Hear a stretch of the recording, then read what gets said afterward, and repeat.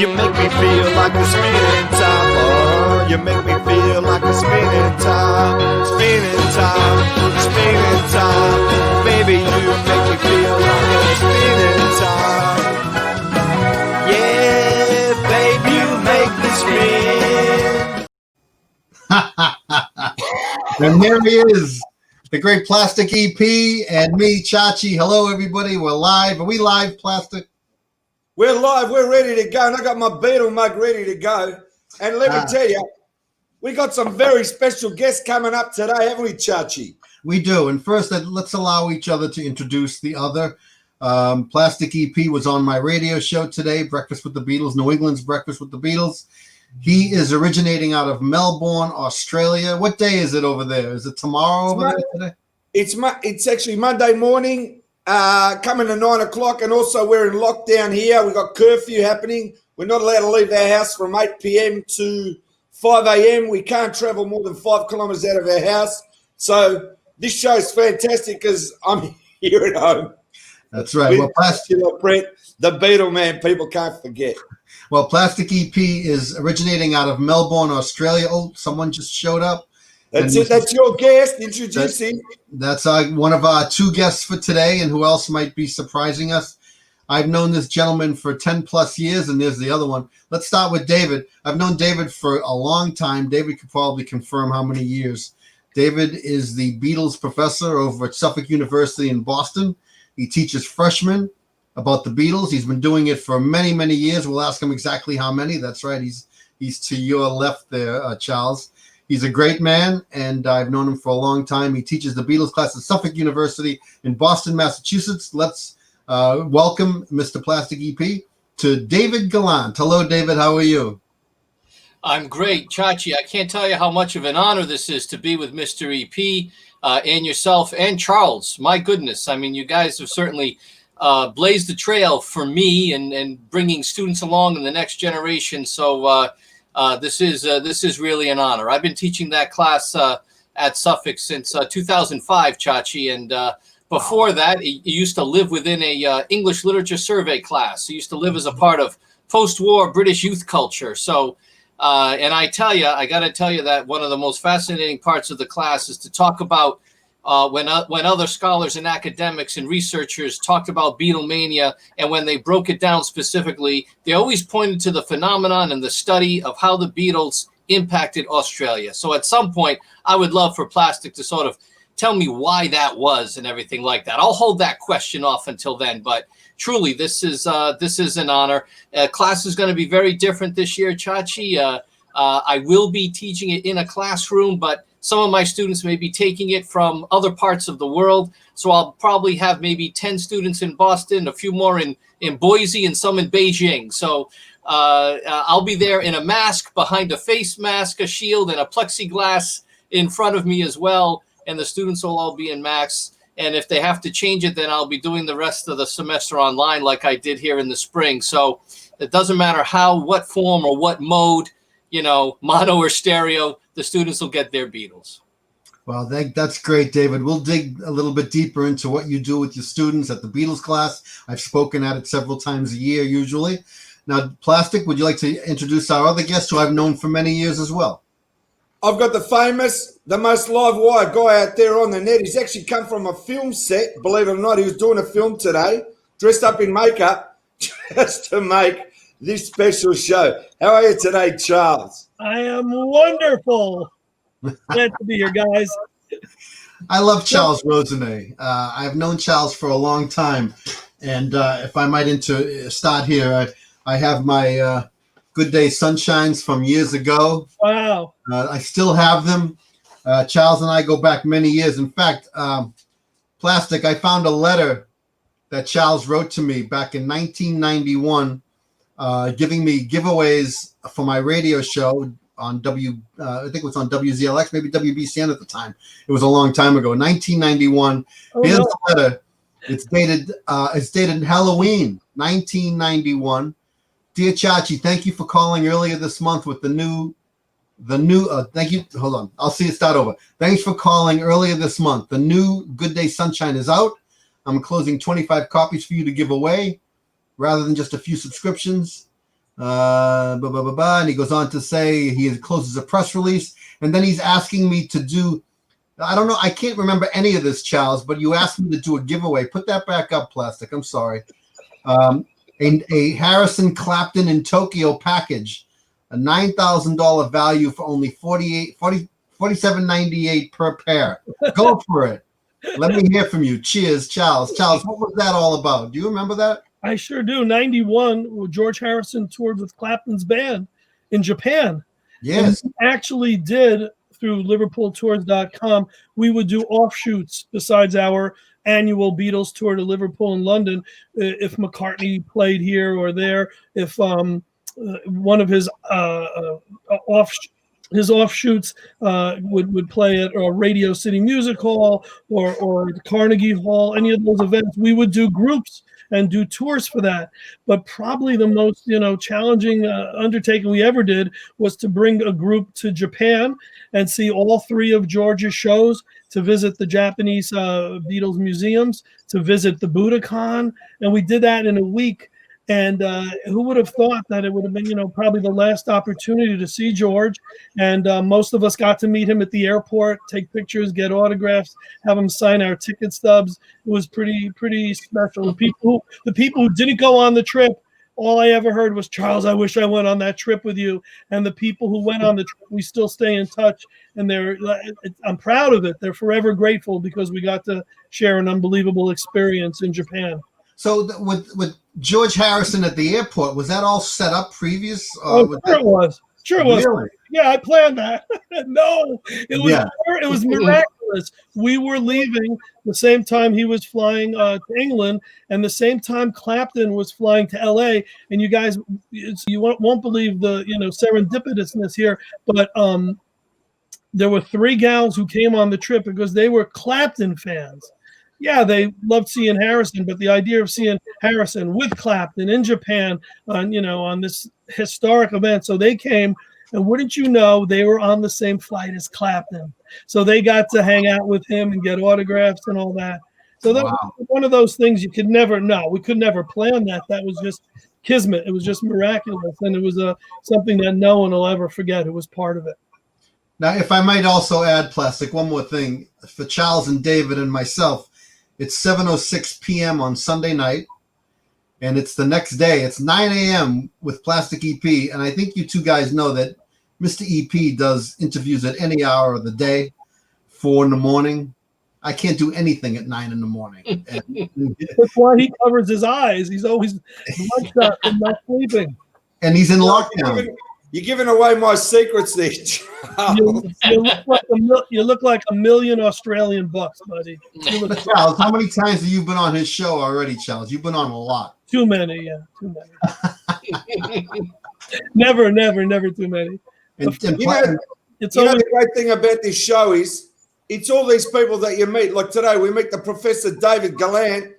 And I mean, he gets to say what he wants to say. All the Beatle people, I've got to say, they embrace us. I mean all of us. This is why the Beatle community is really great.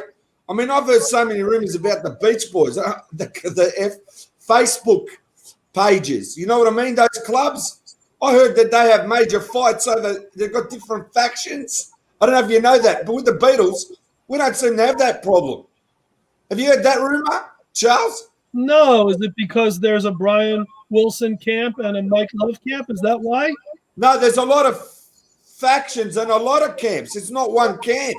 You know what I mean? Like you got Brian Wilson the early days. You got Brian Wilson the Pet Sounds days. You got Brian Wilson Smile. You got all these like interactions with things. I mean, I like the Beatles because everybody just embraces you and you talk to them and they all want to get into it. But I'll say this. No matter what group you grow up with, like I grew up with the Monkees. My sister grew up with ABBA. Like you're born, you're 8 years old. That group that comes along is your group. For example, Kiss is somebody's group. But doesn't matter where you start, they all end up the Beatles. That is fact. You agree with that, David? In terms of factions, I had an assignment. I still may do it again this semester. It was a short little paper at the end of the term, and really the students kind of get to know the group, obviously, and their history, their impact on culture, but they also get to know each individual Beatle. So we kind of update that whole sort of, fandom from way back when about who's your favorite Beatle, right? So they'll have a short paper. They have to say who their favorite is, but also why. I had a couple students, 5-6 years ago. They came into my class. They grew up together, best of friends.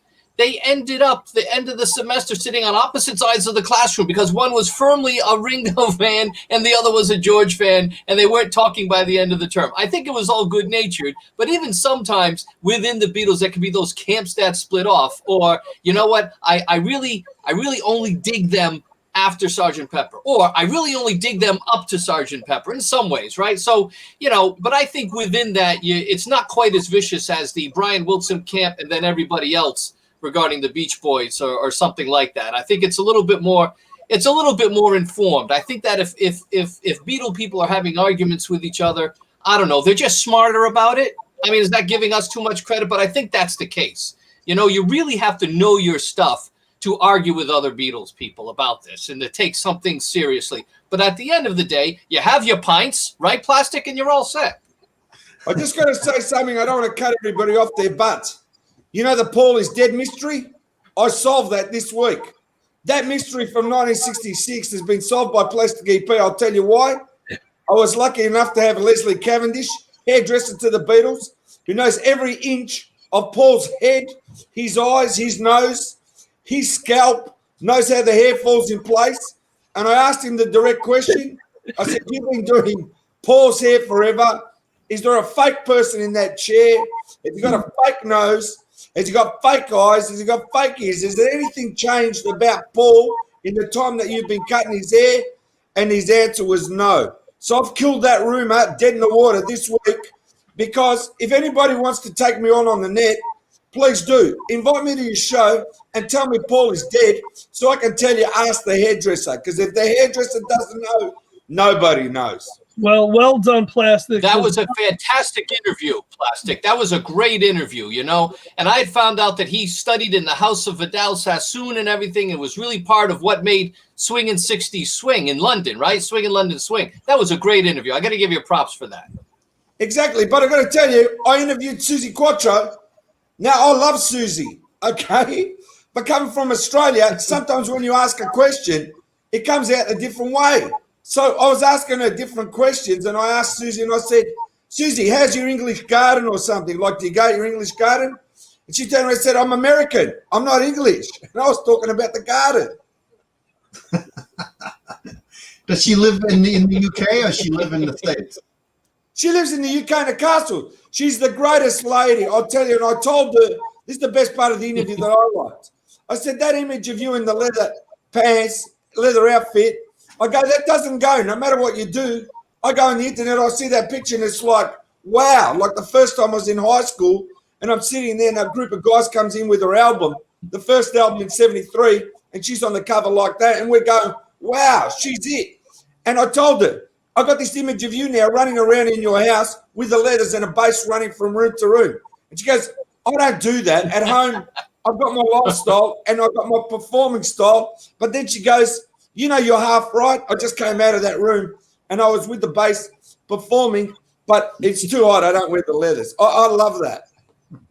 Well, listen, let's do a couple quick things before we resume. For everyone watching, this is, although I've been on with Plastic EP maybe 5 or 6 times, this is our first, quote, official show. And we're going to be doing it every Sunday night at 7 o'clock. Now, Plastic, have you ever heard of a show called 60 Minutes?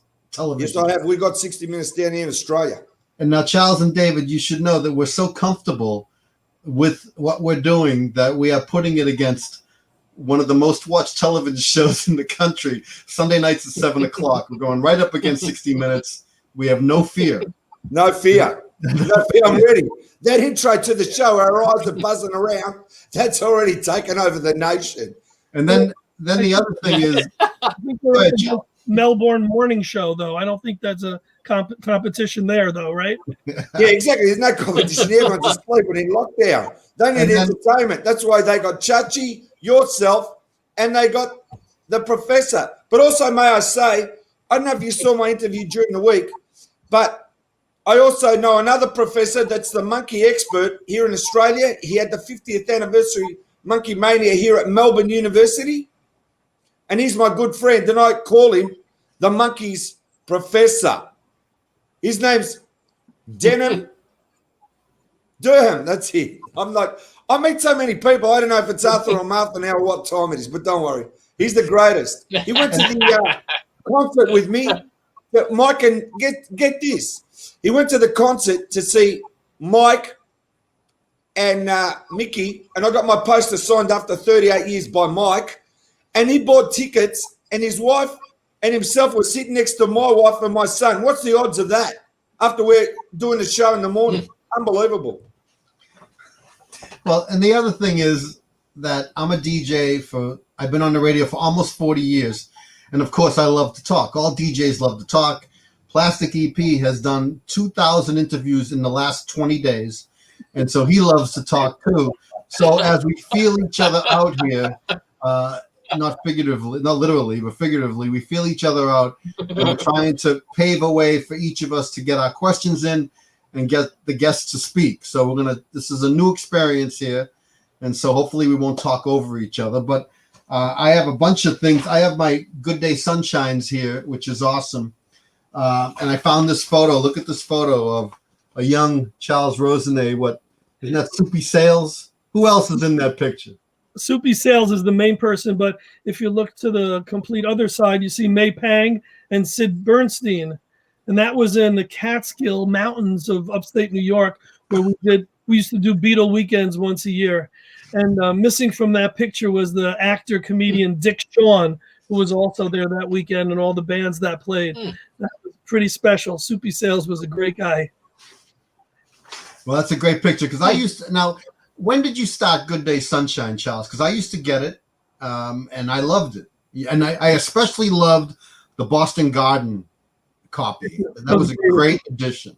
That was very special. Yeah, we did a Beatles in Boston special edition. Good Day Sunshine was supposed to start in 1980, but a terrible thing happened, which we won't have to discuss. And we started it in 81.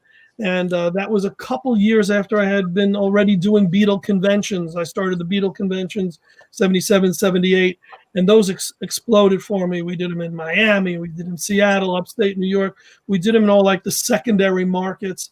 And then also did some shows in Boston, of course, which was very special. But Good Day Sunshine to me was a way to keep in touch.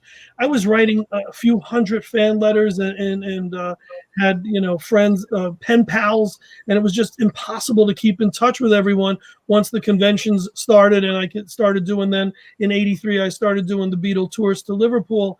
So the magazine was sort of my way to keep in touch with all my Beatle friends and fans. And what started out as, this little fanzine exploded to one of the probably two most read Beatle magazines in all of America. There's the Beatles in Boston edition, right? So that ran quite a while, and it brought me a lot of joy and a lot of stress, but it was definitely worth it. So the internet came along and sort of made the Beatle magazine not as important as it needed to be in all those years prior.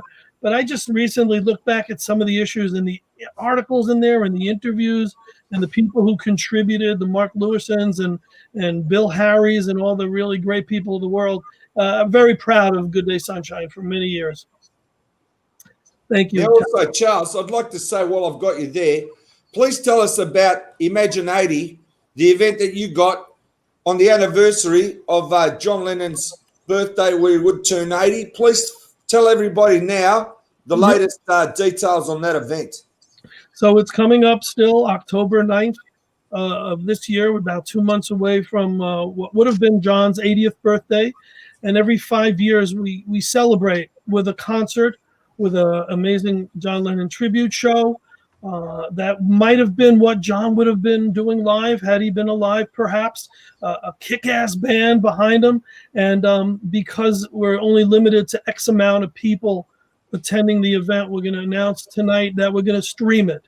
So we're going to make it available to fans in Australia, to fans in Boston, to fans anywhere who want to see this 80th birthday concert that we're having in Connecticut at the Norwalk Concert Hall. But people should visit www.rememberlennon.com if they want to still get tickets to actually physically be there. But pretty soon we're going to announce the actual a ticket that you can do online and watch the show from the comfort and the safety of your own home. Good for you, Charles. That sounds great. October 9th, 80th birthday. Would have been John's 80th birthday. Pretty amazing. But the other thing I wanted to bring up for Mr. Gallant is the love that Plastic EP has for the Monkees versus the love that I have for the Beatles. And I love the Monkees too. But look at this Good Day Sunshine. I love the Please Mr. Postman section. And it says, and I'll have a question for you, David, in a second, but I want to read this. Dear Charles, let me try and clarify it for one of your subscribers as how it is possible for so many people to simultaneously like both the Beatles and the Monkees. The Beatles were I think David Jones explained it best.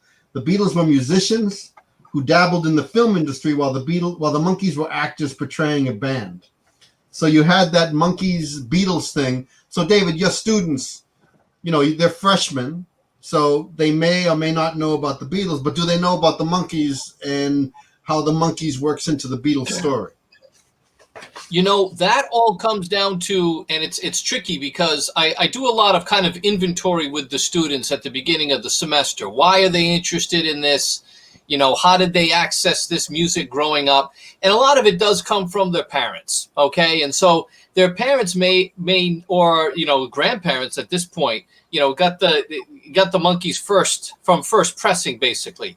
Now, much older siblings, or even if their parents are younger, may have rediscovered the Monkees when they were run through MTV, I think, right? They revived the series there. Right, 86, 7, yeah. So they know of them a little bit, but they start to learn about them a bit more because we cover the interactions between the two groups. Some of the songwriters that the Beatles were covering some of their songs, like Goffin and King, and then they understand that those people also wrote a lot of the Monkees tunes. So they do understand that, right? And we talk about some of the Monkees work. The television show, basically, you wouldn't have the Monkees TV show without A Hard Day's Night. But I always think of the Monkees show as more related to maybe Help than A Hard Day's Night. I think just because of the aesthetic and the use of pop art, if you will, right? Everything that's in Plastic EP's backgrounds that you see on his Facebook page, that screams Monkees to me in a lot of ways. The bam pow, kind of like Monkees meet Batman, right? So I think that really comes a bit more from the Help era. So we do talk about a little bit.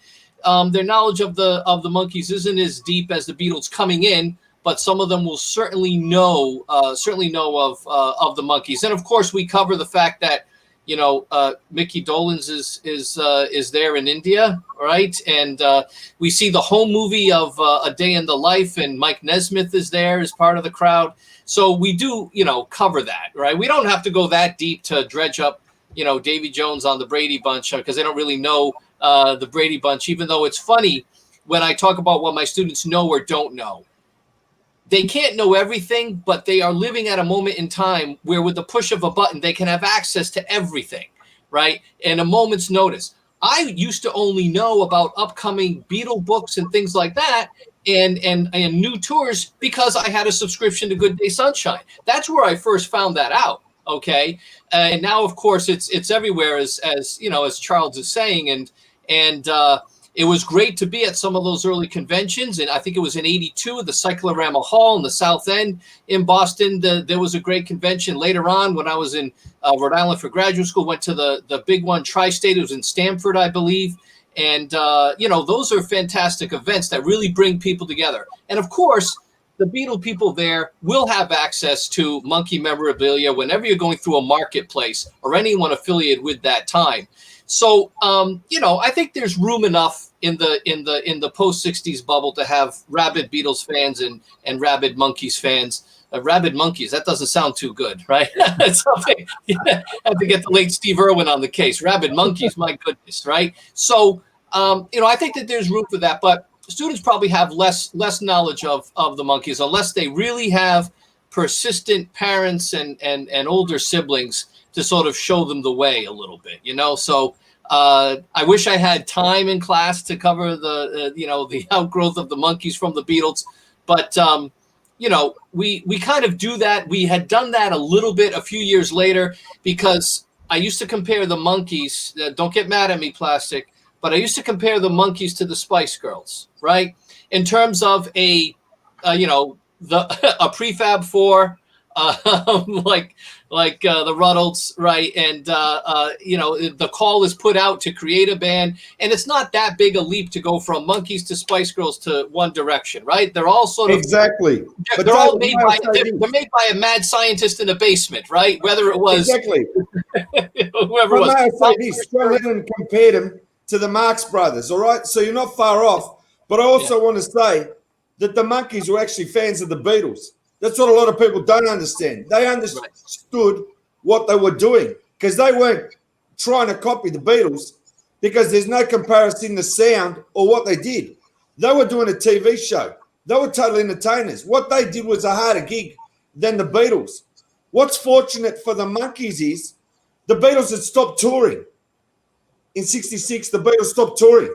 So the door was open for all the teeny bopper fans. And that's when the Monkees just found that little door and it opened up in a crevasse and they got all the young fans. So it was like Mickey said, lightning in a bottle.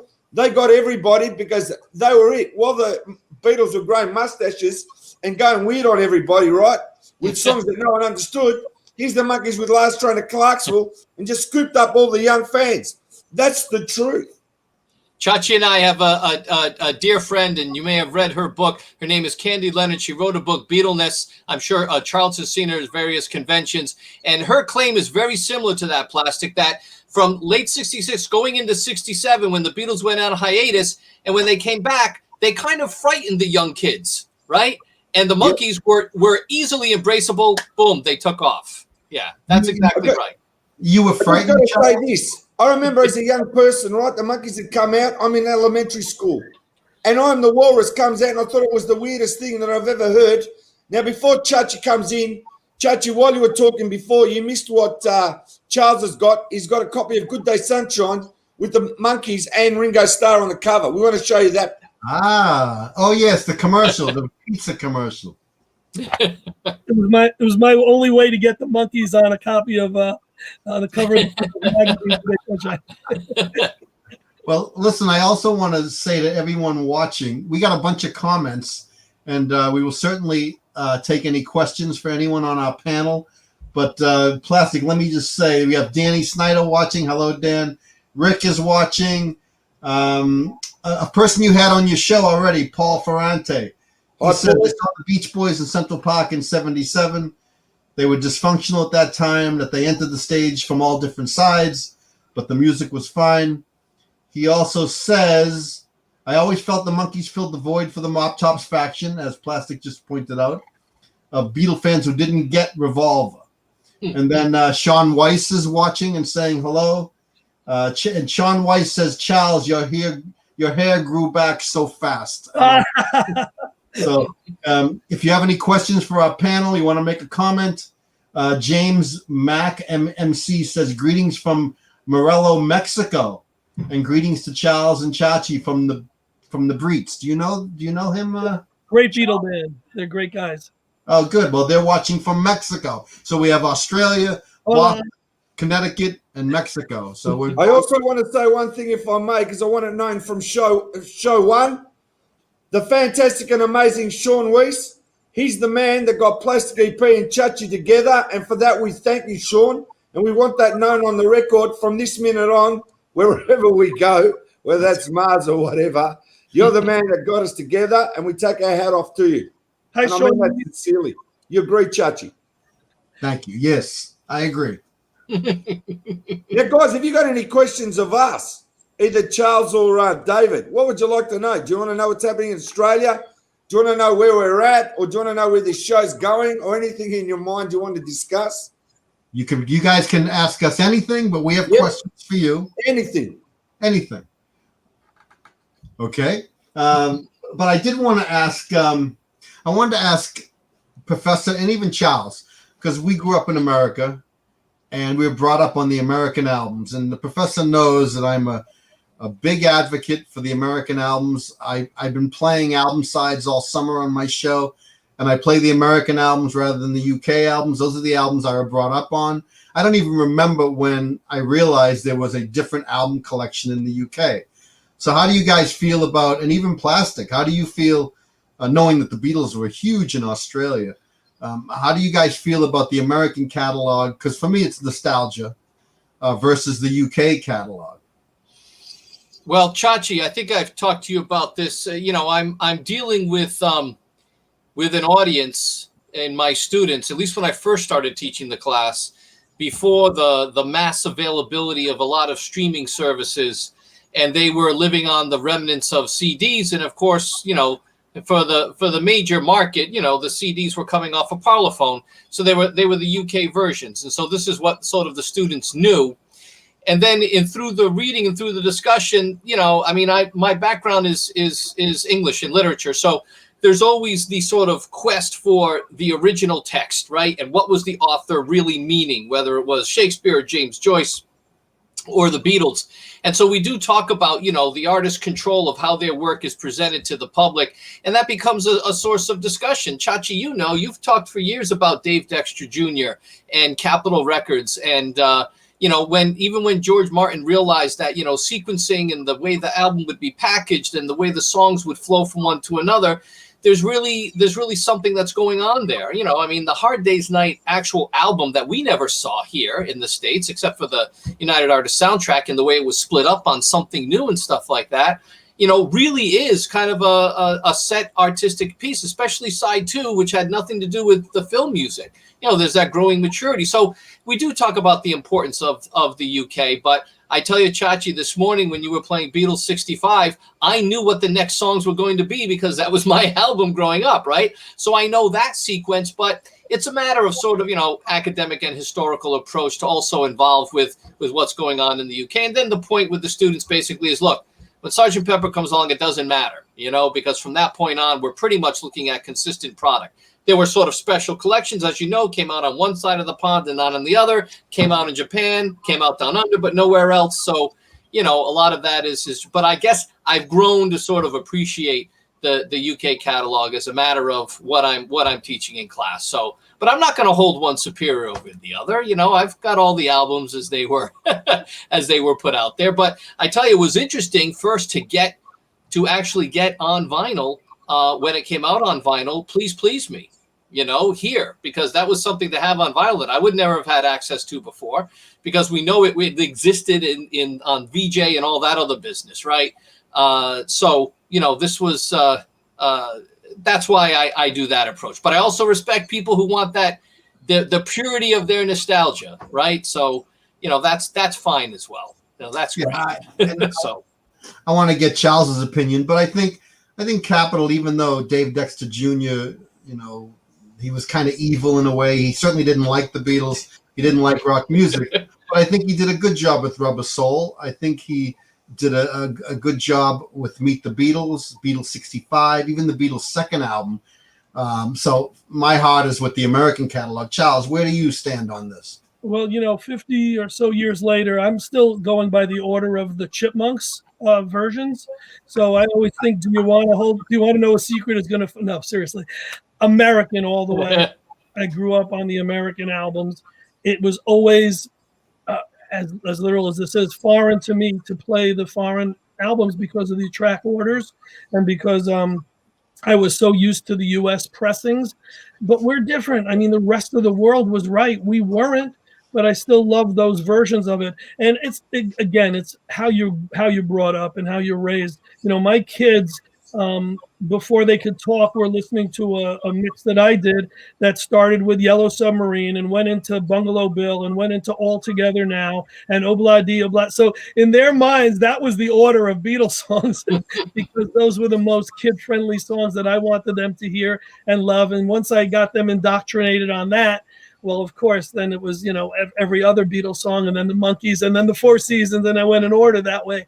But the American, it's just a personal preference. And it's like, what you grow up with. We talked about if you grow up with ABBA, you're going to be an ABBA fan. If you grow up with the Monkees, you'll be a Monkee fan. And if you grew up with the U.S. pressings, I think that unless you're, elitist and you're trying to say, oh, yeah, well, international is always right. of course you love those if you're a first generation fan from the US. Yeah. I just want to say I'm brought up the different way, okay? To me, the early Beatles are it for me. We're raised on the British released albums. So what happens is at that time in the 60s, and especially, may I say, it wasn't until the 70s that I discovered a store here in Melbourne near Flinders Street Station where you could go in and buy the imported albums, and they were completely foreign to me, the records, and I bought them. I bought them for the covers.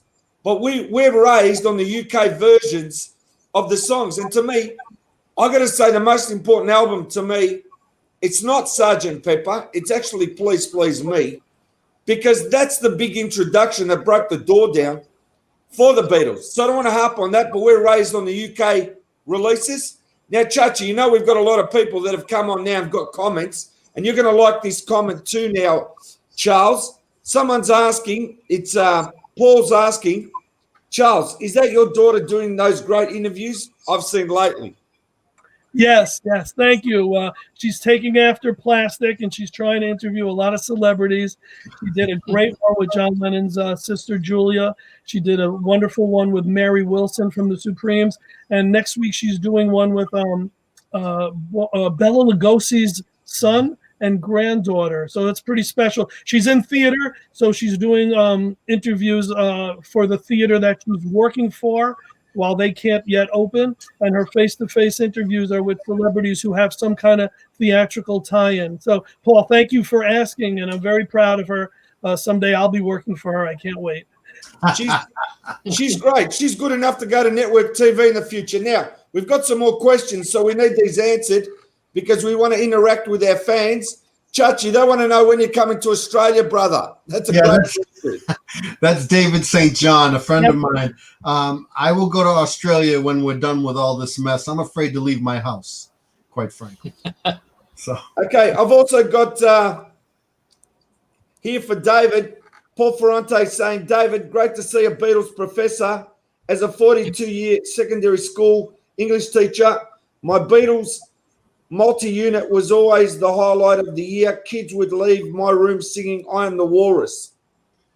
That's fantastic, and it's also that's great because that's a whole term paper in and of itself. I Am The Walrus. It's a great mad piece of poetry. It really is, and a real high point for John. When he was pulled back from the nether regions, and the story goes, right, Chachie, it was sort of a concession by Paul after Brian's death. Well, let's get going on this, and I'll let you record this first, and let's all play part of it, and then maybe you guys will agree with me to do this crazy film thing that I want to do, sketched out on a napkin. So no, that's great that Paul is doing that, and it's always a great way to teach literature, history, pop culture studies. They're the perfect jumping off point to talk about a lot of those other things. So I know it's been going on out in secondary schools and high schools forever. Chachie knows that. He's made visits to those schools as well as colleges and universities. So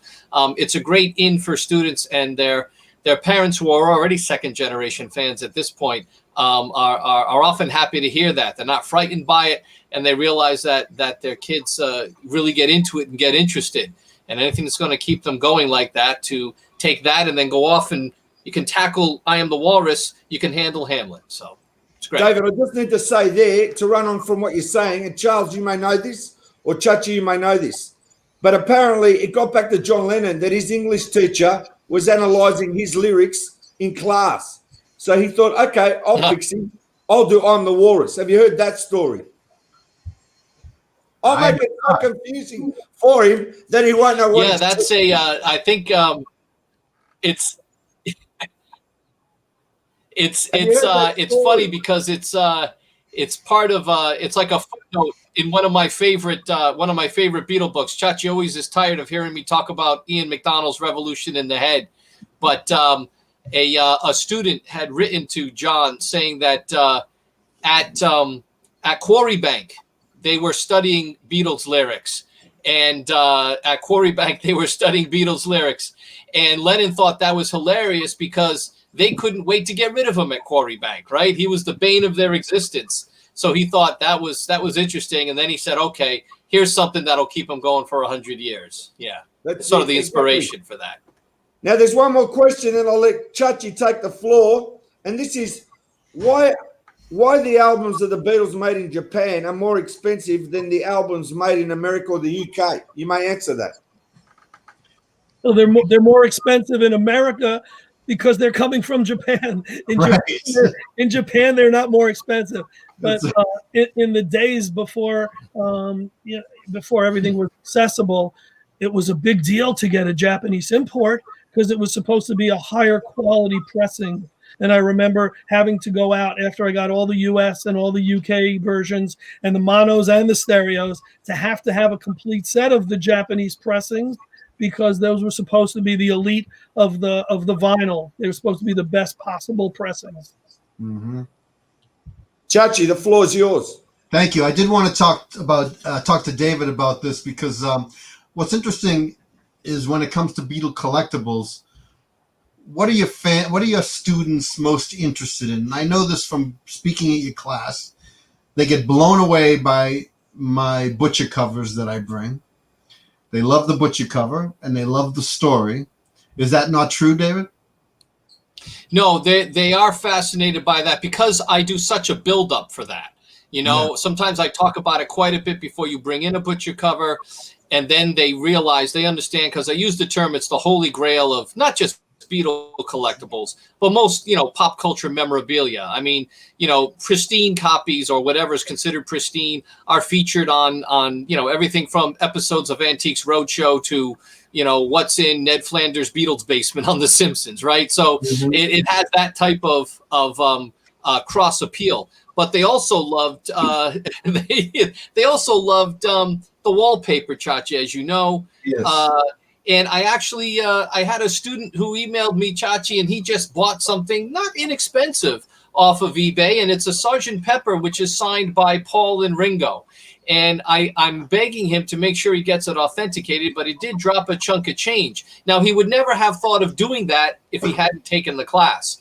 So I'm also hoping that I haven't spawned a generation that is, easily catfished by bogus memorabilia either, right? Because, these kids, it's hard-earned money, but, so they understand the value of it, certainly. And, so I always joke with them, Chachie, I said, if you're going through grandparents in their basement, their attic, and, what are some of the other high price items, Chachie, right? The little dolls, if they're still in the packaging, all 4 of them, that's also a great item. And I always tell them, look, you find something like that, steal it. It's a family, you steal it, right? And I tell them that because, I had a professor in graduate school who said, this was in Boston, it was at Boston College, that they don't know half of what's in that library. Not that they had a book of Kells lying around or a first folio of Shakespeare, but there's some valuable stuff. If you find it and it's just lying out there, he said, steal it. Well, later on, he was arrested for, putting out things on the black market, but they understand the value of it. They're really into this, especially after the class, because they will go looking for things. Because I've said, hunt in your grandparents' basement and attic. Have a real sharp eye when we did have such things as yard sales and garage sales. And I always say, Chachie told them this once, and I've never been the same since, that someone found a butcher cover at like a Goodwill or a Salvation Army just in a bin where they sell records for $1. And someone found it there, right? It was pristine. It was in Lawrence, Massachusetts, at a Goodwill location where every Wednesday boxes of records come in, and a lot of dealers will go there on Wednesdays. And he found a butcher cover, put it in a pile with all the others, paid $1 a piece. He wrote me a letter and brought it in to show me. It was amazing. Now, this thing on my computer is a Microsoft ad. That's not family. So.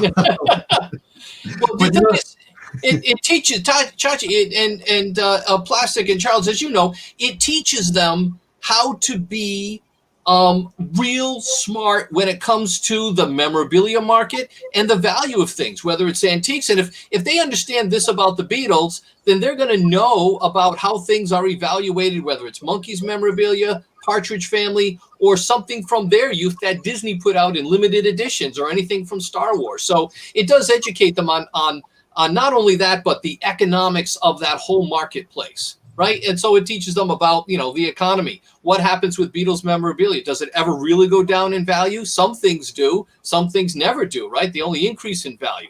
I used to tell Chachie this and tell my class that, when I first started teaching the Beatles at my university in the English literature, if a student had a pristine butcher shot cover at the time, some of the values were up around $25,000, maybe almost $30,000 for something really pristine. If it had signatures, God forbid, I used to be able to tell them that would pay for their college education.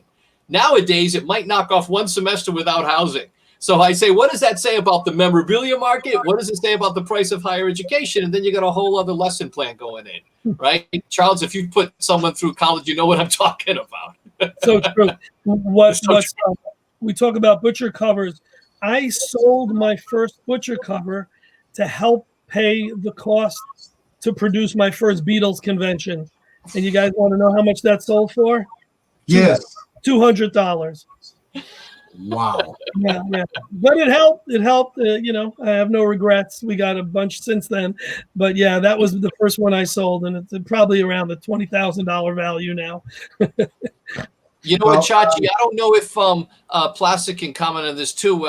If approaching the butcher shot cover in value are some of the embossed serial number white albums. Those are pretty valuable too, are they not?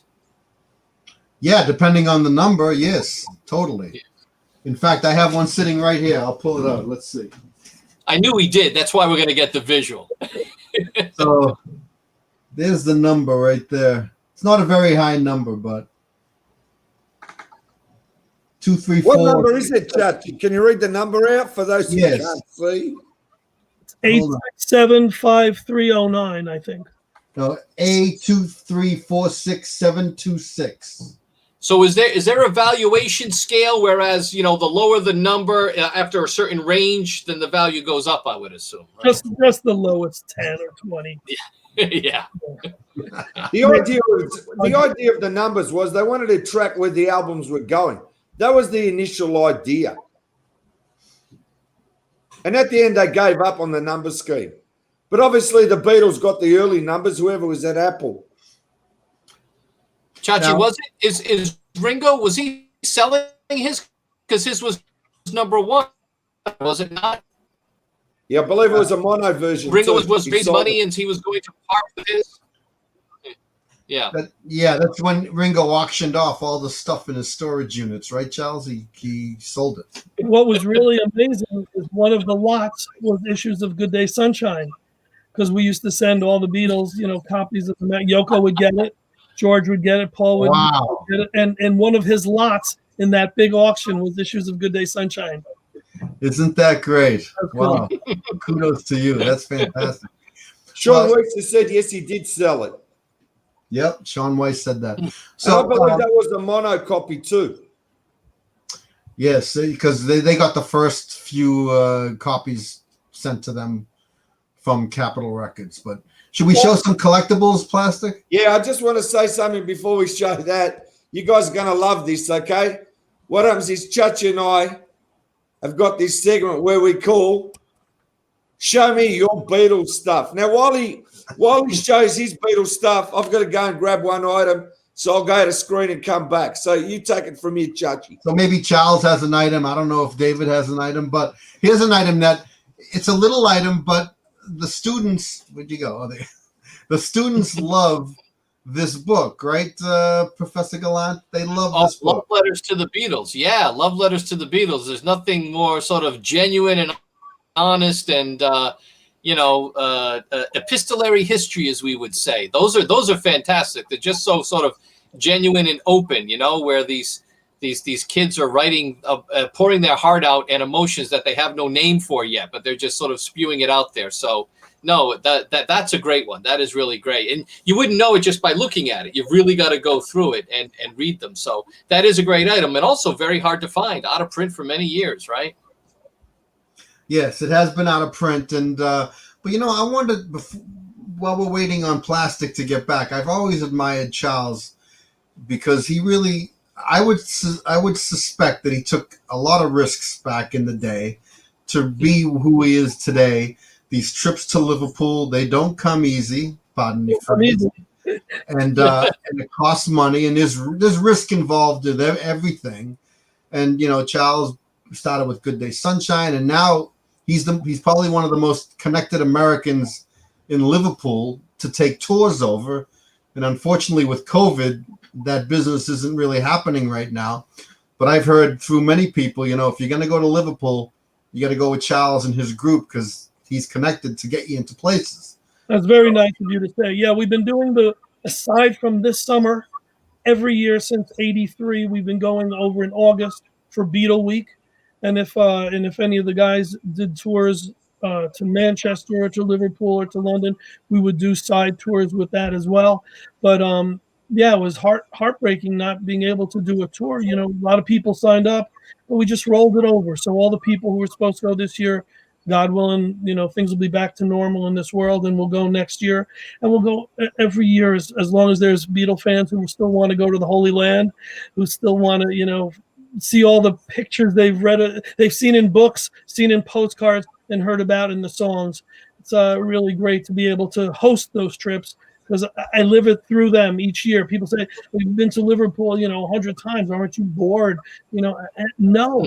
Well, aside from the fact that every year there's new concerts and new events tied in with Beatle Week, I'm living it through these people who are going for the first time. And whether they're 40, 50, 60, however old they are, if it's their bucket list 7-year-old item, or they're bringing their kids or grandchildren, it's just so special to see their eyes light up at Strawberry Field, which they've reopened now, or Penny Lane, or Abbey Road, and on and on and on. So thank you for mentioning that. And you've built relationships with a lot of local Liverpudlians, and you're able to get access for your group that others wouldn't. Yeah, well, I'm a kind of likable guy, so I got friends with the Pete Bests of the world and Alan Williams and Bob Wooler. I mean, it's a laundry list of names of people who were so important in the Beatles' history and legacy, who were a family or friends or associates or bandmates, and the relationships that I built were so instrumental in bringing them over to my conventions, the Sam Leaches of the world, who no one really knew about, but also to be able to go over there and to hug and kiss in the normal world, and to show the Beatle people who were coming on my trip. You're meeting the people who were there when this all happened, and there's not a lot still around. There's not a lot who are still alive. So thank goodness for the ones who are. And I say to Beatle people when they want to come on the tour, well, save up, come in 5 or 6 years. That'll be great. Do it. But if you can come sooner, people who are still alive are still there. You want to go now. Yeah, that's true. And there's plastic. There's a question. There are many books of the Lennon story, but what's the best book on the life of John Lennon? Does anyone have a off the top title off the top of your head? I don't, with all these books here, and I'm sure all of you have. Chachie, I don't want to. I don't want to give him any extra props, but I guess I might hold off until Womack's comes out next year, right? Ken Womack is coming out with a John Lennon book, but I guess I thought that I guess I'd have to rate Philip Norman's as pretty good. He's done both John and Paul at this point. Amazingly, Paul let him do Paul. So I thought that his is pretty good. But, I think in reality, the best Lennon story is his songs, and now that we have access to the treasure trove of interviews, I mean, Lennon is he ever better than when he's with Dick Cavett or Mike Douglas? I mean, those were fantastic. So I guess I might put Philip Norman's up there. Yes. For me, there's a lot. I'm also going to say, almost Julia Bard has a good book, and as you said, Ken Womack. But also, I want to tell you, living here in Australia is Michael A. Hill, and he wrote a book about John because he went to school with him. And I was fortunate enough to do a documentary on that. So if you want fascinating reading, John Lennon, the boy that turned into a legend, and he's the one who introduced him to the Tutti Frutti song. You want to start from there. That Michael A. book is a ripper. For me, you got to go with Cynthia's book for personal reasons, A Twist of Lennon. You have to do May Pang's book to get another side of things. You have to get Julia's most recent book of her 3. And also, it's a pleasure reading Jude Kessler's books as well. If you got that in your collection, you can get through all those.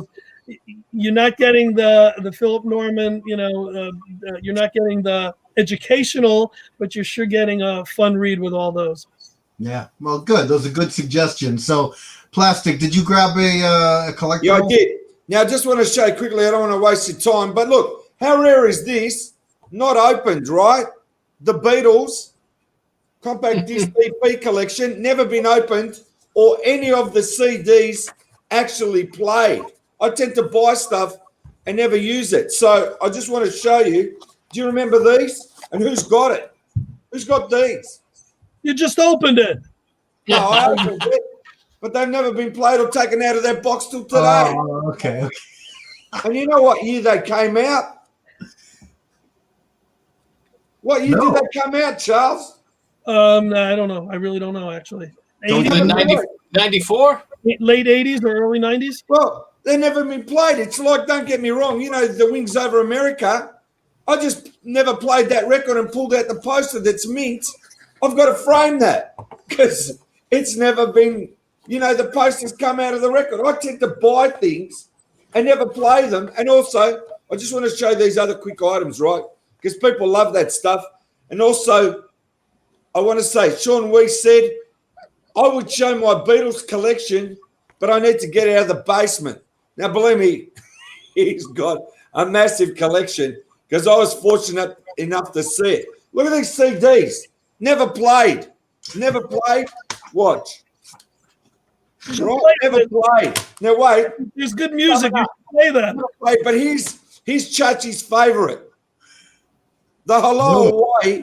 Yes, I love those. Thank you very much. Oh, and wait, 3 more books before we go. All right, I've got to show them because usually I have a backdrop. You can't see nothing. That's a great book. I have that book. That's a good book. That's a great book. Another 2. And I'll stop right there because I don't want to take over the show like usual, right? So here's another one. That's a great one. Beetle 64. I love those photos. That's great. And the last one, which is pretty hard to get now, Charles, you may have seen it or you may have it in your Star Trek collection. But that one there, you seen that? Nice one. That's a good one. Okay, continue on, Chachie. I got this from a fan who became a friend.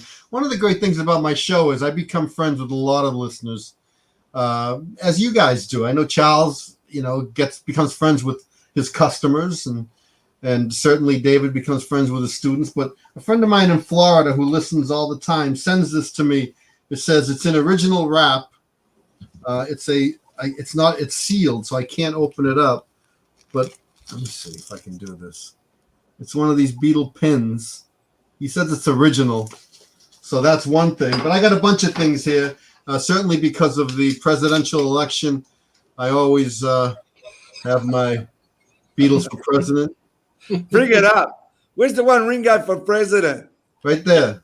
I have all 4. I have all 4, and I certainly bring them out at every presidential election. But here's my Paul McCartney autographed Sgt. Pepper. He autographed this for me in 1990, I think, at Sullivan Stadium. Wow. That's wow. I got a wow factor there. But there was a song called Ringo for President. Do you remember that one? Of course, we have that song. And here's my Ringo CD. I got, Charles, you probably have a bunch of Ringo autographs.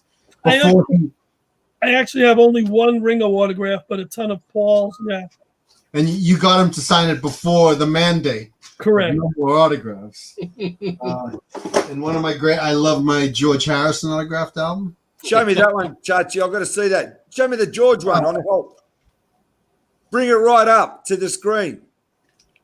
What do I say? Please put me in your will.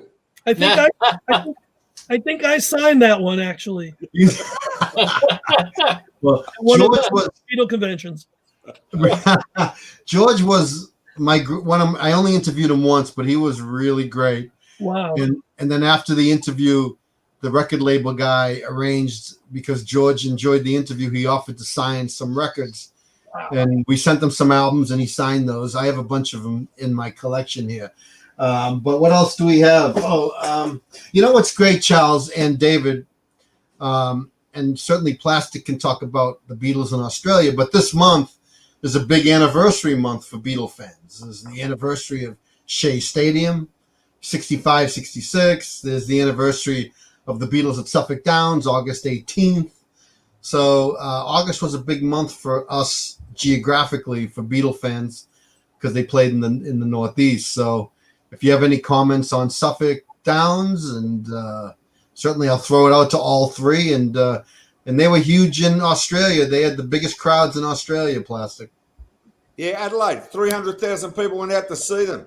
Wow. I just want to say about that Chachie Stadium, apparently Bernstein had an agreement with him that he wasn't to advertise tickets, so he put it out there just to the kids and sold the tickets just by word of mouth. That's right, David? No, I mean, I'm going to defer to Chachie when anything involving Sid Bernstein, that great man, right? Cha-cha. He's the greatest. I mean, I think his greatest coup was getting them into playing Carnegie Hall on their first trip, sort of almost undercover of the night, and Carnegie Hall not really realizing what was going on, similar to the way they were kind of booked into the Plaza Hotel.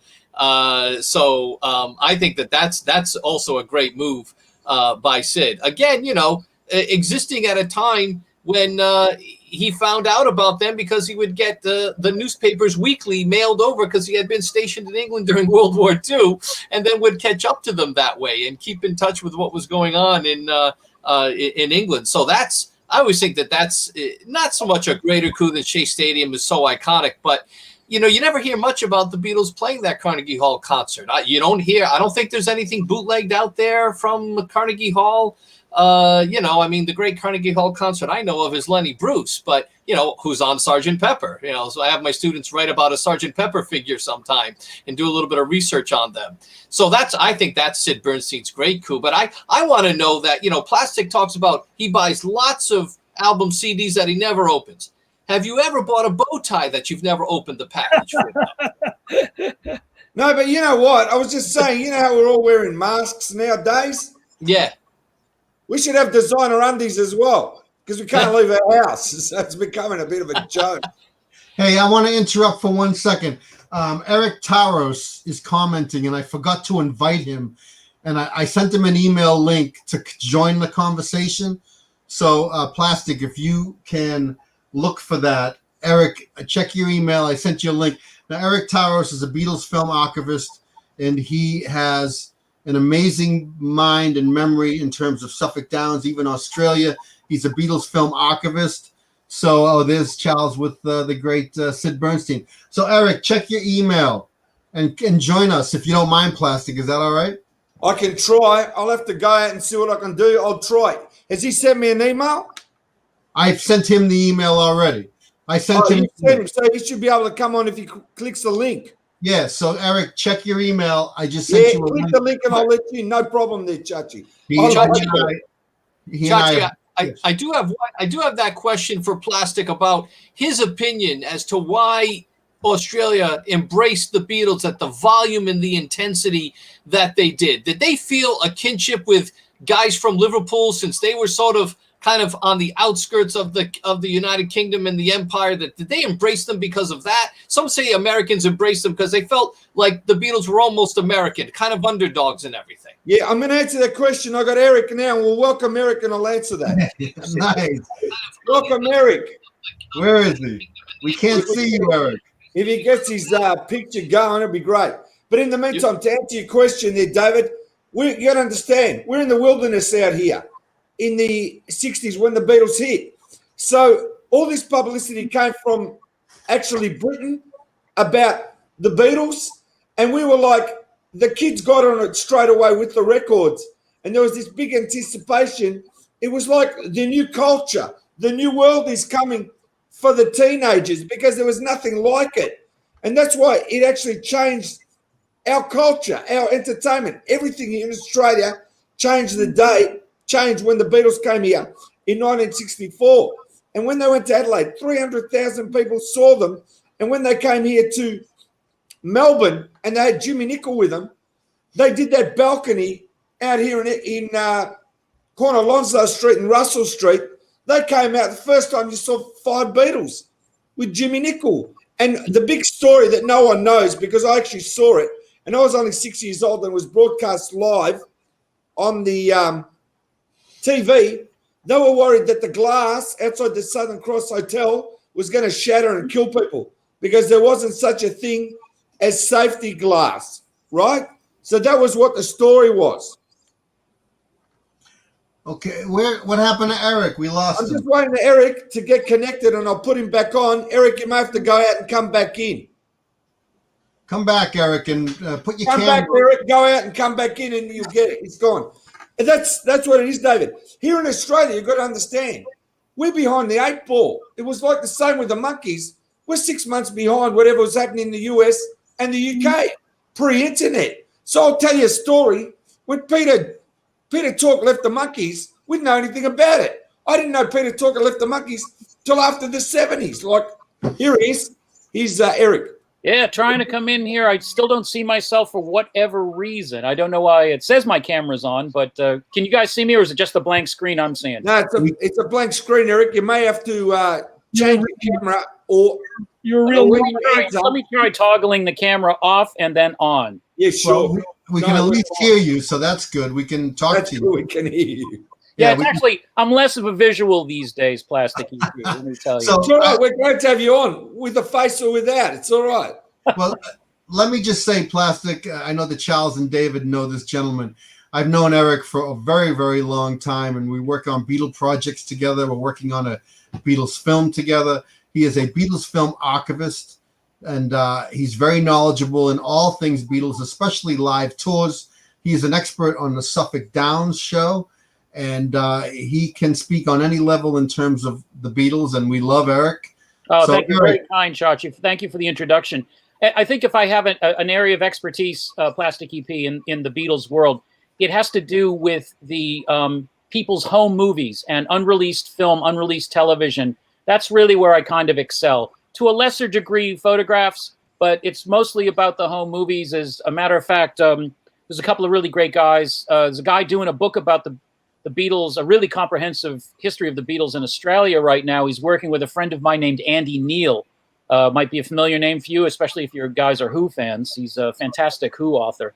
And only today I was looking at a very rare home movie shot in color at Melbourne, the very same night as the TV show. And I don't think anybody else even knows this damn film exists. wow. But it's a beauty. Shot from about stage center, favoring the John side, but maybe about 8 rows back. Very nice film. Nice stuff. So this still, you know, I always tell people this, Plastic EP, people ask me, what is it that you do in the Beatles world? And I say, well, I'm somebody who goes out and finds the lost things. That's what I did for 8 days a week. That's what I've done. There's another couple of movies that legally I can't talk about them yet, but there's another really cool Beatle movie coming that no one really knows about right now that I do that for. And it's a little bit like, I always tell people it's like the battleship Arizona. You know, the ship sank in Pearl Harbor over 70 years ago, but every day a little bit of oil still trickles up to the surface in Pearl Harbor, and you have to skim it off, and I'm that guy. That's just like the good ship Beatles sank 50 years ago, but every week a little something comes to the surface, and it's my job to find it and identify it, and we're thinking of doing a book about it. Believe me, there's so much that Chachie will tell you. There's so much I've never revealed about what exists. So much you wouldn't believe it. There's a lot. That's a mystery. Like yourself not coming on, that's a mystery too. I don't know why the camera's not. I know it's really. I wish more of that missing, or the footage that you have was in the 8 days a week film. It would have been so much more special to fans had there been a lot more footage that we hadn't seen before. It was very dismaying, some of the decisions that were made. You have to remember, 8 days a week had the gestation period of 10 elephants. So the first time I ever heard about it was in 2008.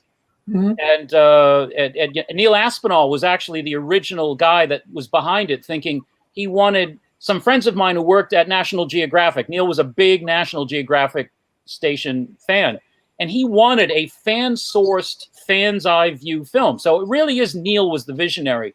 And a couple of friends of mine who were producers who were at National Geographic at the time called me and they said, oh, this is really up your alley. Can you help us out? And we could never come to a financial agreement, but that's what started the ball rolling. And then by like 2011, I started consulting on it. And actually, this is a true story. Most people... Oh, I'm sorry, something leaked in. A true story that nobody really knows is there was another production group called One Voice, One World. They were the guys, you know, a guy named Matt White and Stuart Samuels. Yeah, there we go. Wow. Oh, there's Neil. Great. Wow, cool. That's great. So, so the original idea is just what Charles was talking about. It was absolutely going to be all of the unreleased, the crazy stuff that I collect, and then what happened is the original people who were doing the film decided to try to crowdsource it on the internet against my advice, because they'd come to my studio and spent like 6 hours watching shit, and they were like, oh, this, you know, we'll fan source it. And I'm like, people aren't just going to give it up, dude, you know, not for free. I'm sorry. But I offered to broker deals with all of the collectors who had stuff, and they didn't listen. And then all of a sudden, Apple was going to pull the plug. So I got this desperate phone call in December of 2012, and I was invited to Apple in London to meet up with Jeff Jones and Jeremy Nietzsche and all those guys. And the original producers said, will you guys, you and John McEwen, one of the great Beetle collectors, nobody knows who he is, would you guys come to London and do the Dog and Pony show? So I said, yeah, under one condition. I said, they can have all the freaking lawyers they want, because I've already dealt with Apple lawyers for years trying to help them with films. I said, but Jeff's got to be there. Jeremy's got to be there. You know, Jonathan Clyde's got to be there. Those guys I want to talk to. I don't care if the lawyers are there. Anyway, at first they said no, and then they said, you know, please come next week. So we went. If you can imagine, Jeff Jones happens to be from Arlington, Massachusetts, and we both happen to be alumni of Massachusetts College of Art and Design. So we have a little bond. And I said to him, hey, Jeff, how much time are you going to give me? He says, an hour. And I said, well, let's get right to it. So in goes the HDMI cable, and we started showing stuff. At the end of every hour, the secretary would come in, and Jeff would just wave her off. And we sat there, Plastic EP, for 5 hours looking at stuff. And at that point, there was this one epiphanous moment, which is kind of funny. A voice from the back of the room, somebody had asked to see something like, do you have any unreleased film from Shea Stadium 1965? And I was like, yeah, sure. It's a couple of things. And so I'm scrolling through these titles on this outboard drive, and you could hear this sort of voice from the back of the room go, excuse me, all of those Beatles films? And I said, yes, they are. And another voice says, and how many of these have been bootlegged? And I said, none of them. And you heard this audible gasp in the room. It was really a great moment. And all of a sudden, Jeff just looked at me and says, hey, you know, you guys have been awesome to sit here for 5 hours. Thank you. And the next thing I know, we were being wined and dined, and the champagne corks were going because they approved the film. So if it wasn't for the great John McEwen and me accompanying him because he froze up and he didn't say a word and I had to do all the talking, there really wouldn't have been an 8 days. But you had to do all the talking. Jeez, that must have really been tough. Well, we're sort of the Penn and Teller of the collecting community. So he's the silent one. So, but the exciting thing was we thought we were going to make the original film. And they decided they needed more star power. Unfortunately, all my friends that hired me got fired. So now I was the sort of redheaded stepchild left over from the last production group, and Whitehorse took it over. And it took me, I know you saw Imagine films and stuff. The whole film was really made by Whitehorse. And with Ron Howard coming in, he was really obsessed with making a film called Inferno at the time. So he was very preoccupied, but he would have very specific instructions. He'd look at everything we did, and then he'd be like, no, change that, do this, do that. Believe it or not, guys, the film that you saw was cut number 10. There's 9 full cuts of that film before they got round to the one that got out. So it went through many, many, many, many changes. How was that compared to the others? Well, I think in the earlier cuts, there were, pros and cons. I think they got the most marketable film in the end. And what I mean by marketable is it the film I wanted it to be? Of course not.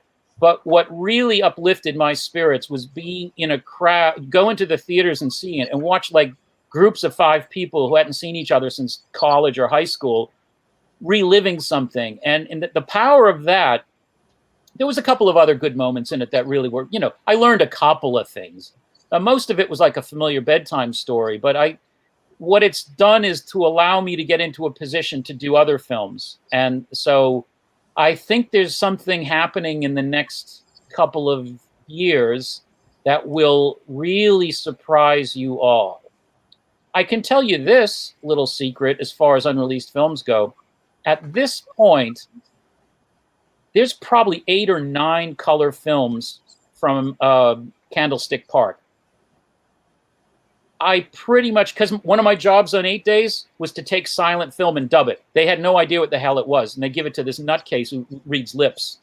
So at this point, I can pretty much construct the entire final concert save for one song. Wow. And you really feel like you're there. One of the most exciting things about it is a little discovery I made. Any of you guys ever heard of a film called You Are What You Eat? No. All right. So you got to look this up sometime for obscure movies. This starred the one and only Tiny Tim. And it was a film made by Peter Yarrow and Barry Feinstein, the iconic photographer of all those great Bob Dylan records. And it's, a psychedelic, crazy film. But there's these concert scenes where it appears that Tiny Tim is in this giant stadium with thousands of people screaming at him. Well, I'm looking at this and I'm going, holy shit. It's the Beatles at Candlestick. It's the crowd from Candlestick. And they had permission because they knew the Beatles. And they, with 16 millimeter color cameras, they filmed the last Beatles show. So all these audience reaction shots, they're beautiful with the kids screaming and crying. And they got the Ringo buttons and the Paul buttons. And so you have all this beautiful audience reaction shot to go with. And there's 20 minutes of it, which, Barry's gone, but Stuart Samuels, my buddy Stuart Samuels is friend with his widow. And so we got all of this stuff assembled for 8 days. But at the last minute, some of these things, the people who were going to contribute all of a sudden wanted $15,000 a second. You know what I mean? So that killed some of the special material. But I would say this, Charles. Be patient. I think something's coming your way. You might be very surprised. Was any of that San Francisco footage from Barry Hood? They didn't. They used a little bit of Barry's, but they used a little bit of 2 different. There's a woman whose name I can't reveal, but I call it the second row film. It was one color film made with a telephoto lens from about the second row near the first base dugout. And that one is pretty impressive. There's some shots in there that are really, I don't think they got the much play. There was also one up in the third deck in the balcony directly behind the home plate. And that one is a great film because just as it's running out, it gets the final bow. And then there's also another film from third base side that gets the final bow. So, I mean, it's amazing how almost every moment of that show, like I say, there's one song that's missing big chunks. Eric, would anybody affiliated at the time, ownership or anyone else with the San Francisco Giants have had any access or any backup footage or any audio or things like that? They didn't. Giants Vision did put out a special on the 20th, Giants Vision being their cable network. They put out a special, using a lot of Barry Hood's footage. But, you might think you've seen Barry Hood's footage, but about 7 years ago, after bugging him for 20 years, he came out here to stay with me for a weekend. And we went to a place called Brodsky and Treadway, which is the world's greatest place to digitize small gauge film. They invented their own telecine machines. And not only that, they're the only place that does what we call wet gate for small gauge film. The wet gate process is where just before a film goes through the gate to be transferred to digital, it's bathed in this fluid. Now, in Hollywood, they use dry cleaning fluid, which is highly, highly toxic. But Brodsky and Treadway used this secret fluid that's very expensive, which was developed by NASA. So it's completely harmless and inert. And the quality of what that does to small gauge film is to many times I fool people that they think the 8mm I've transferred is actually 16. Wow. So you've never really seen Barry's footage. Barry shot a good 20 minutes.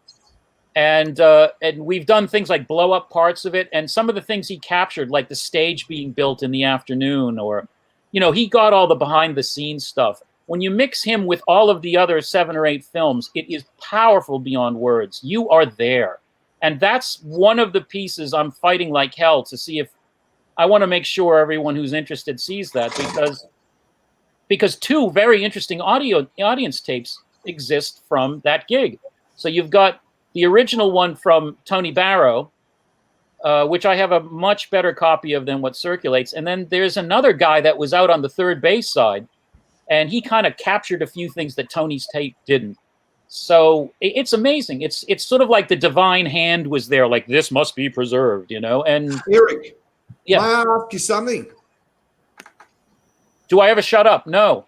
No, listen. You know David Swinson? He's written 2 books. Yes. Oh, yes. Yes. No, David. Right. Now, he's written the book on Shea Stadium, and he's also got one on Cleveland. I interview him all the time. I believe he's got footage that no one's seen. I don't know if you've spoken to him, but oh, yeah, I believe he's got some footage. he's got, you know about that? Yeah, I've got additional footage from the Cleveland shows that he hasn't seen. We keep trying to work something out. You guys should see. It was only about 10 seconds used in 8 days, but one of the coolest films from 8 days a week that, like I say, used very little of. There was a guy I know, filmmaker in Canada, and he happened to be visiting the New York World's Fair on August 15th, 1965, and he was a filmmaker, you know, college student, and he had his 16mm Bolex. Well, that's about as good as they come. And he was shooting stuff at the fair, and then he noticed there's a Beatles show. So just for the shit, he goes over and sees if there's any tickets. He was one of the lucky ones. He was way up in the third deck, but he had a beautiful vantage point looking down on the stage. And he shot about 4 minutes worth of beautiful color 16mm, including some parts of songs that were never seen before, like She's a Woman. So it's really a magical film, and it's a beautiful view of them leaving the stage after I'm Down, because you can actually see them get into that crazy American Motors Rambler and go up through the hole in the fence, but you actually see what happened on the other side. You see them get out, get into a Brinks truck, you know, a Wells Fargo or whatever it was, and off they go. And, you know, there's so many of these moments. Chachie and I have a friend who must remain nameless, who also brought a 16mm color movie camera, and he happened to be sitting right on the field level, and he shot about 4 minutes of unbelievable stuff, including more of She's a Woman. So here's a little tidbit I'll share with all of your listeners today, Plastic EP.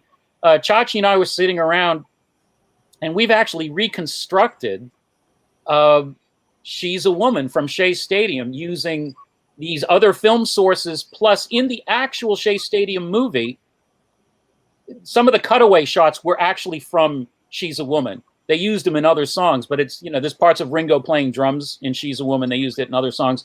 So we were able to kind of, it's sort of like being a rock and roll paleontologist, you know, like putting the bones back together. Hey, get a load of this skeleton, Plastic EP. It's cool.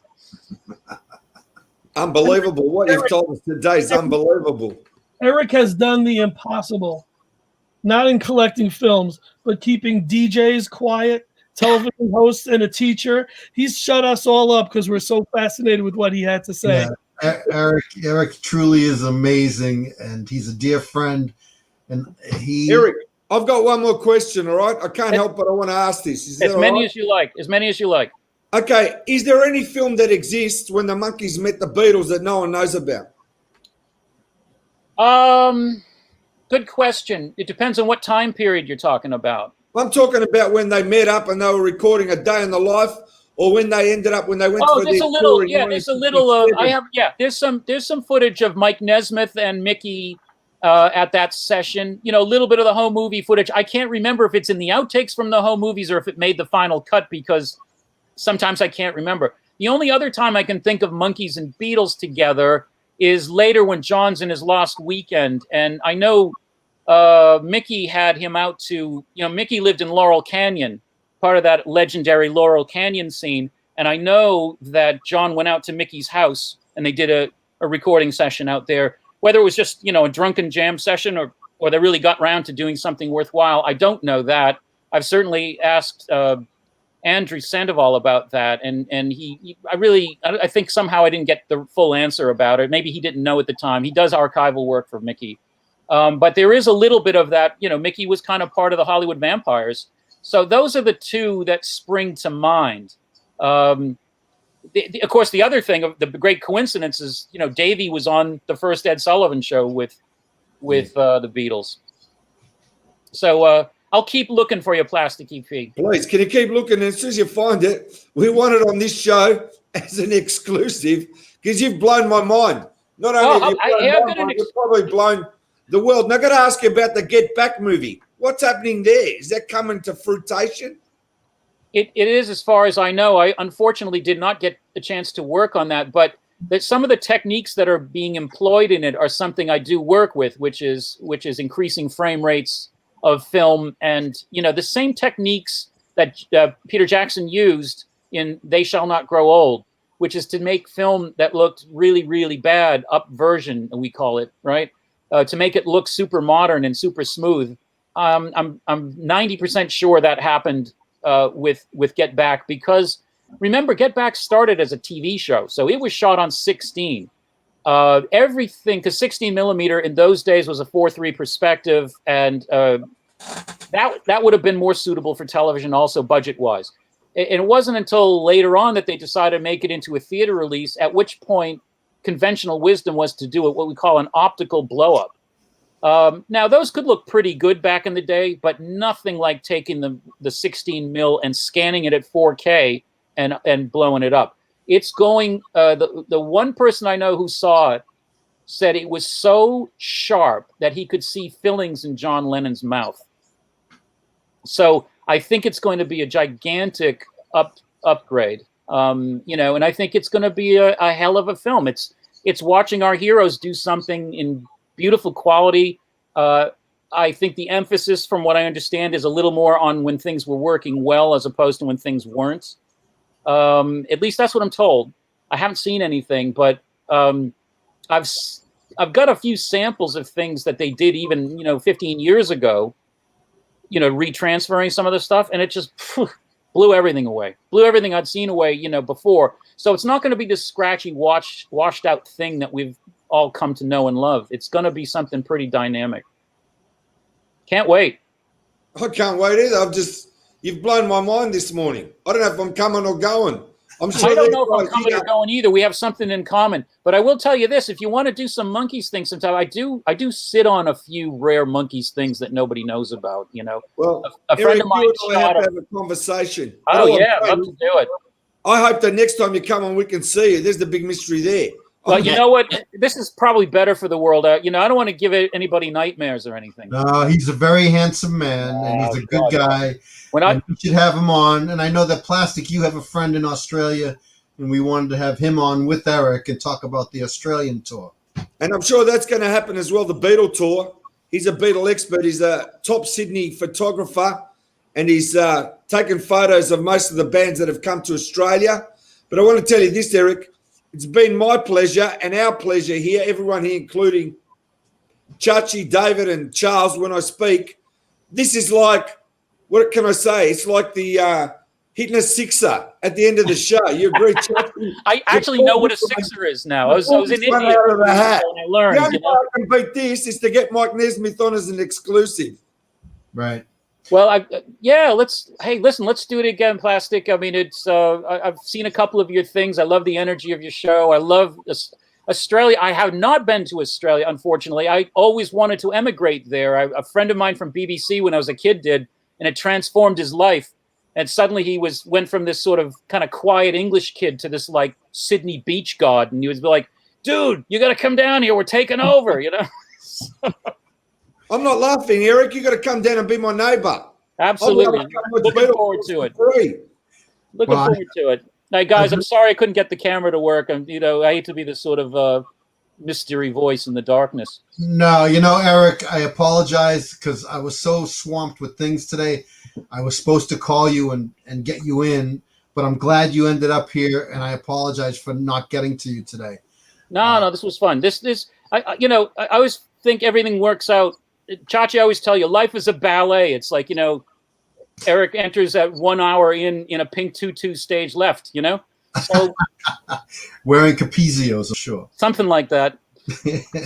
You know, Eric, I just got to say this before you go, because we're all going to go. When you go, we're all going at the same time. I want to say, for a show that started out for 40 minutes and we've done an hour 30, now there's value for everyone watching. And this just shows everybody out there how dynamic this show can be, because once you start, it's like a snowball that doesn't stop. That's it. I'm telling you, the hour and a half went like 5 seconds for me, and I've learned so much. And I've got to thank our fantastic guests, David Gallant for coming on, Charles Rosenay, Eric Taros, the mystery voice, and coming on as a mystery voice, I actually reckon is the highlight of the show, because now everyone wants to know what you look like. So thanks for making our first show there, Eric. You're the one that put us on the map.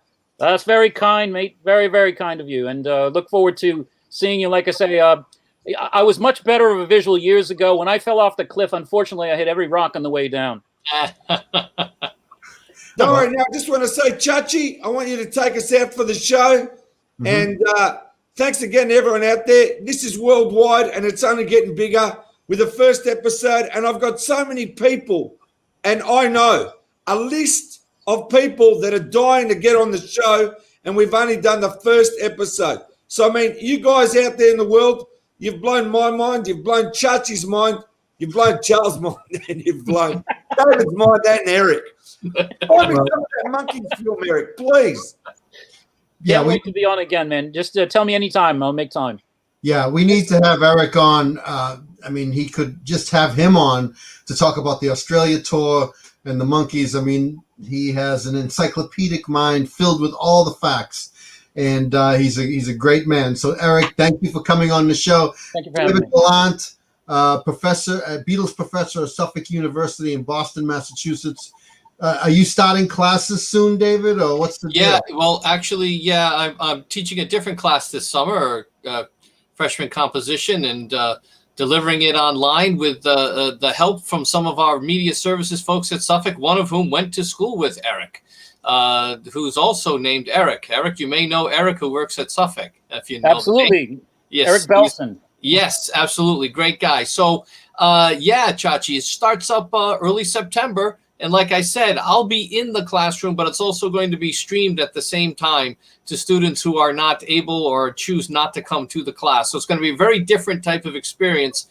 But we are back in the classroom, put that in quotation marks or not, starting early September. I'm really looking forward to it. Okay, well, you be safe, Mr. Gallant, and I will. Hopefully at some point Eric and I can come in and visit the class and absolutely and talk. And Charles Rosenay, we go back so many years. You've built yourself a brand over there with your Good Day Sunshine fanzine, and then your trips to Liverpool. I hope that soon the COVID will cease to exist, and you'll be able to bring a bunch of people back to Liverpool. I hope to go someday with you as well. Oh, that'd be fun, Chachie. We got to do it together, man. That'll be a gas. Oh, that'd be great. That would be amazing. A summer tour with a group of students, Charles. A summer tour with a group of students. I want to use your services for that. Let's do it. I'm up for it. And, you know, Plastic Eric worked at the BBC for a number of years, lived in the UK. He has so many stories. How many countries have you visited, Eric? Wait till you hear this, Plastic. Tell us, Eric. Chachie, I've only been conscious this is a larger number. Chachie told me the other day. 45 at last count. He's been to 45 different places, countries. That doesn't sound like that many. There's like 380 countries in the world. I'm losing time here, Chach. This guy is amazing. You know, Eric, I just got to say now quickly, the fact that you know everybody, can you do something about getting the Beetle cartoons released officially? Everybody wants to see them, but Apple won't release it. So whoever you know there, just tell them Plastic said release the Beetle cartoons because it's a joke. The bootleggers are making the money and Apple are missing out. I know. I'm sure there's some sort of legal issue with Al Brodax's old company. Just out of coincidence, this woman who was a friend of mine growing up actually one day told me, "Oh, you're a big Beatles fan, right?" And I'm like, "Of course I am." And she says, "Yeah, my Uncle Al used to do all of those Beatles cartoons in the 60s. She was Al Brodax's niece. So it's always been around me, Plastic. I can't get away from it. Wow. But you're the man in the know. Like Chachie knows people at Capitol. He hasn't told me yet. Because Chachie's lucky enough. He's got so many fans love him. They send him free stuff. They send me nothing. Yeah. They don't send me free stuff very much either. Every so often I get something, but it's once in a blue moon. What Eric has is just amazing, and I love working with him. Eric and I are working on a project right now, and we do stage shows together. Hopefully when COVID goes away, we'll be resuming that. And so I love Eric Taros, a dear friend. And Eric, Same back to you, buddy. I'll call you tomorrow. I'm taping tomorrow in New Hampshire, but I'll give you a call, and then we'll talk about the end of the week. And wait, call me after the show if you would. Oh, I will. I'll definitely do that. All right. Okay, so David Gallant, thank you. Charles Rosenday, thank you. Eric Taros, thank you. And of course, the world famous Plastic EP in lockdown in Melbourne, Australia, and he's dressed up in a tux at 9 a.m. Hey, looks great. Plastic, you are the fashion plate. Thank you. And you know what, Eric? As soon as I work out what you look like, I'm sure we're going to look really great together. I can tell you that. I will put on a bow tie, I promise, and glasses. And yeah, that's right. Thank you. So from everybody here on the Plastic EP and Chachie show, number 1 is in the can. Thank you, guys. We love you. I can't wait to watch the replay of this. You too, Charles, all right? All right, good night, everybody. Cheers, okay, peace, everybody. Bye, everybody. Bye. Peace and love. Peace and love.